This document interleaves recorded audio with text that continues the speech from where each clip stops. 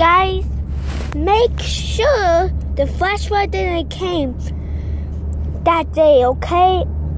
If the news says there's a flash flood warning, guys, that day when you see that flash flood on something you have, like iPad, tablet, iPhone, anything you have, okay? So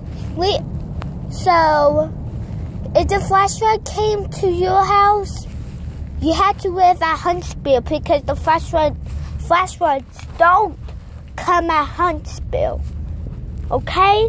So guys, you could live at Huntsville for. I was like, Mom, Gil. I was like, oh my God. Mommy, why do you stop the music? Oh, okay. And guys, make sure to live at Huntsville because there's no flash floods at Huntsville. If you see Mount Carmel, yes, you're at Huntsville. If you're at somewhere else and the flash flood came, then go somewhere else. But you always have to live at Huntsville if it says flash flood warning, guys, okay? Okay. See you later. Bye.